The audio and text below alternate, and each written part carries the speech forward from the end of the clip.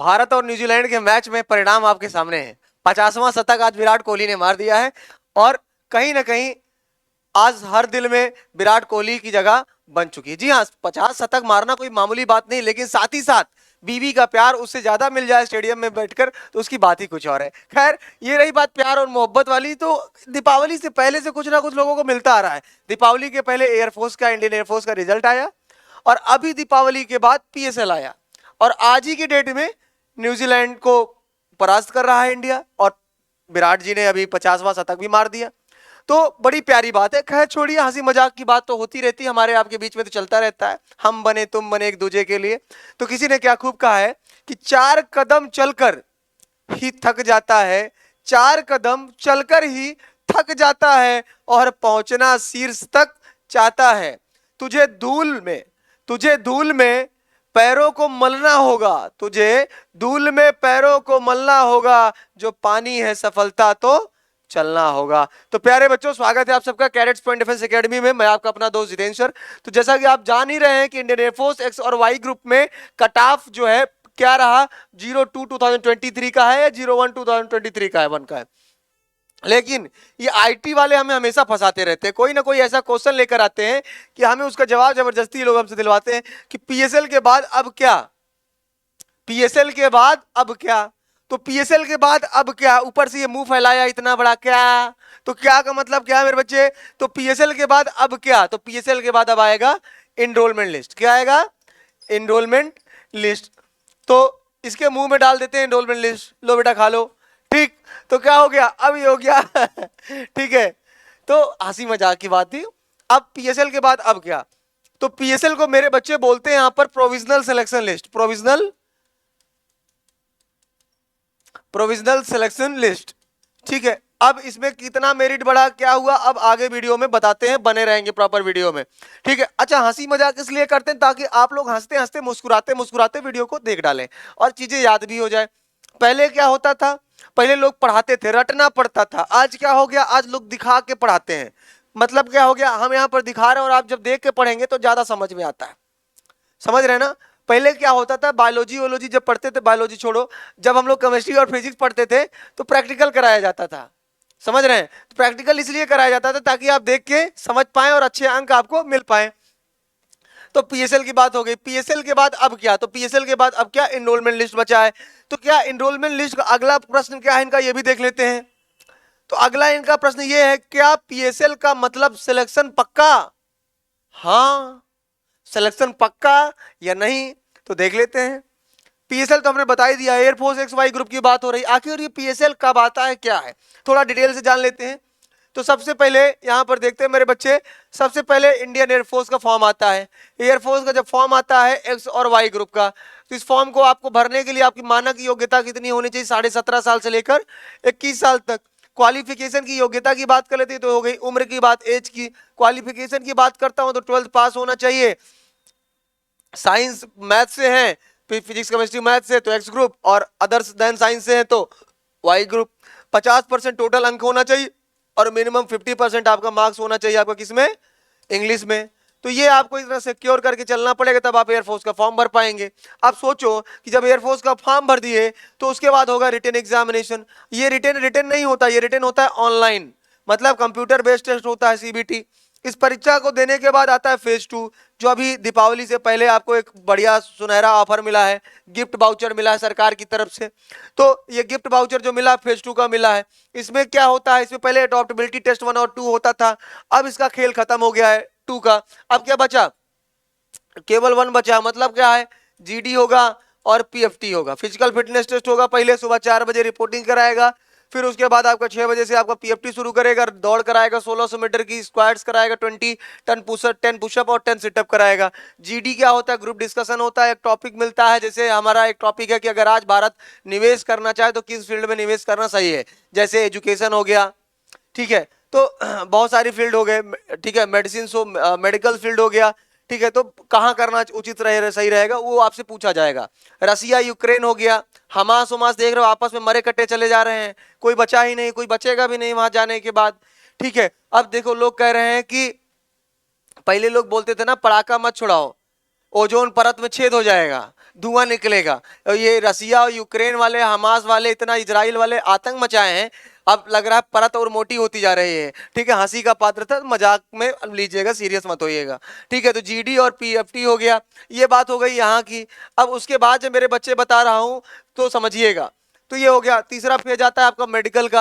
अच्छा, मेडिकल बहुत बड़ा मायने रखता है, चाहे वो शादी ब्याह के लिए हो और चाहे वो किसी भर्ती में जाने के लिए हो, आपका फिट रहना जरूरी है। ठीक है, अगर कहीं से भी आप फिट नहीं है तो आपका रिजेक्शन का कारण, अगर शादी ब्याह में के दौरान अगर आप फिट ना हुए उसके बाद तो बीबी छोड़कर चली जाएगी। अगर आप जो है किसी परीक्षा की तैयारी कर रहे हैं सेना की और इसमें फिट ना हुए तो एयरफोर्स, नेवी, आर्मी आपको छोड़कर भगा देगा, कहेगी जाओ तुम्हारे जैसे लोगों का काम नहीं है। तो मेडिकल फिट होने के लिए एक जरूरी चीज होती है फिजिकल, काफी करना पड़ता है। फिजिकल का मतलब ये होता है सुबह सुबह चलो दौड़ो, ठीक है, पुशअप मारो, स्क्वाट्स मारो, ठीक है, खूब मेहनत करो, है ना। तो इसके लिए आपको कैडेट्स पॉइंट ज्वाइन करना पड़ता है, ध्यान देना इस बात को। ठीक है, तो मेडिकल हो गया। अब मेडिकल क्या हो गया भैया, तो आपका सही फिट रहना बहुत जरूरी है। तो मेडिकल में अब देखेगा क्या, 32 दांत आपका जो आप चियार देते हैं मुंह फैला के, ठीक है, तो 32 दांत देखेगा कि 14, टोटल 28 होना चाहिए, 14 ऊपर और 14 नीचे। ठीक है, तो ऊपर यहाँ दांत, कुछ लोग क्या होते हैं, खुड़े होते हैं, तो मतलब ये सामने वाला जो दांत है वो होना बहुत जरूरी है।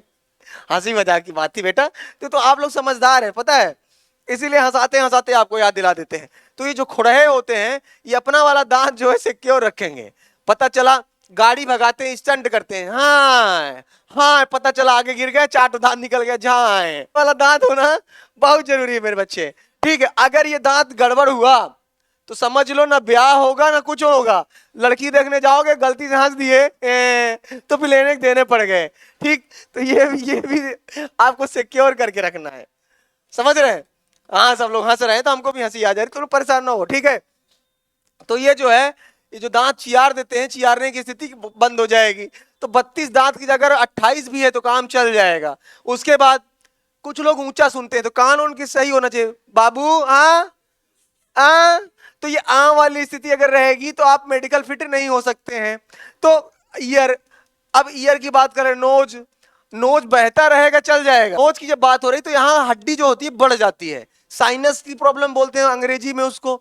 अच्छा, साइनस क्या होता है, साइनस क्या होता है, जब आप स्थिर रूप से, पहले क्या होता था, हम लोग जब बचपन में थे तो खूब खेलते थे, गर्दा खेलते थे, जैसे अभी दीपावली का समय आया तो सबके घर से वो बिन लेते थे, जो जिसमें हम लोग दीपक जलाए थे उसको बिन के अगले दिन गर्दा इकट्ठा करते थे खूब। गर्दा मतलब गर्दा मचा देने वाला नहीं, गर्दा मतलब होता है धूल, इकट्ठा करके उसको छिपा देते थे दिवालिया को, और उसको अगले को आंख बंद करके ढूंढवाते थे, ढूंढो किसमें है।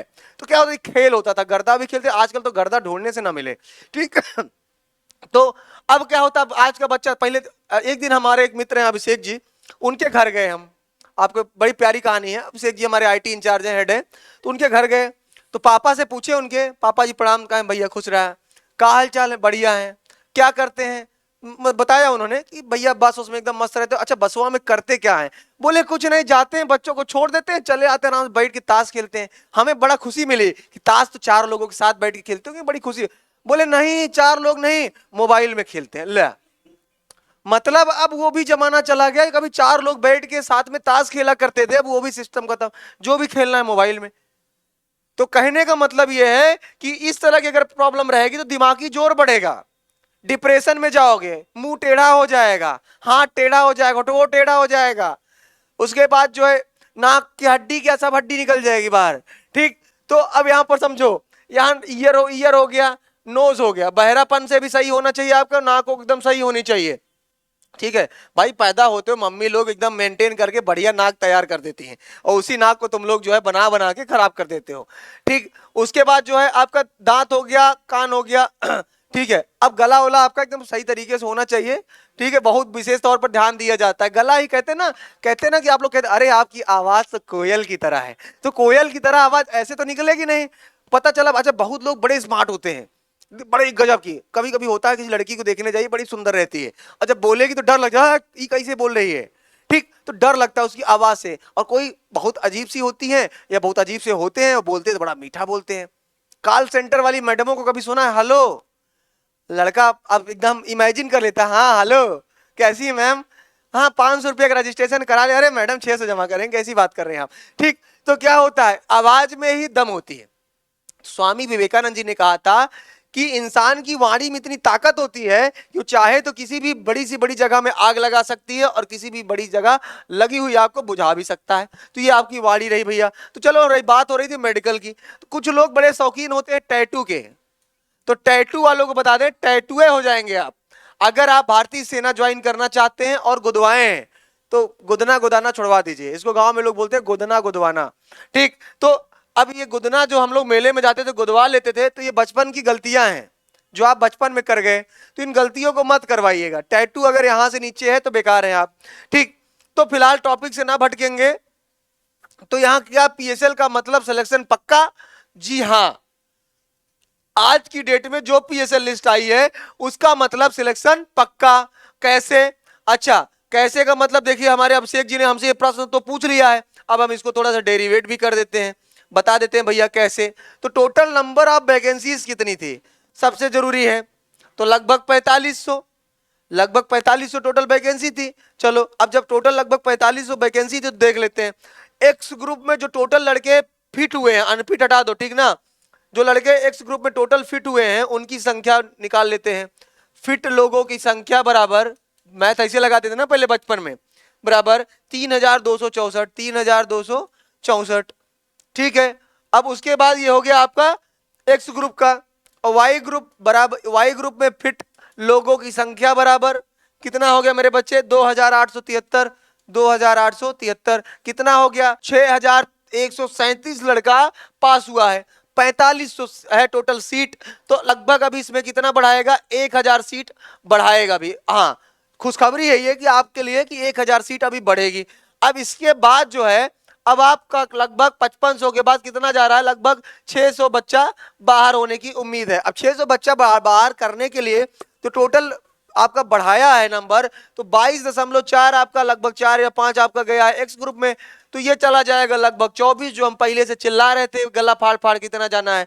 वाई ग्रुप वाले लड़कों का गया है 34.7 समथिंग, तो ये चला जाएगा लगभग 35, 35.5 नंबर।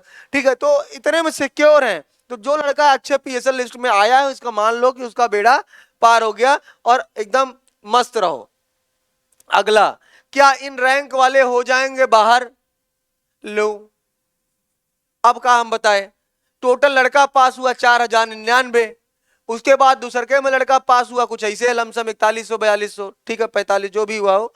ठीक, तो टोटल मिला के इतना हुआ, तो ऑलरेडी जब बाहर करने के बाद 600 हुआ, तो टोटल भाई अब ये मान के चलो कि अगर इसमें कोई इस प्रश्न में डाउट है इसको हम बता देंगे तो तुम लोग निराश हो जाओगे, तो निराश विद्यार्थी हमसे आके मिले।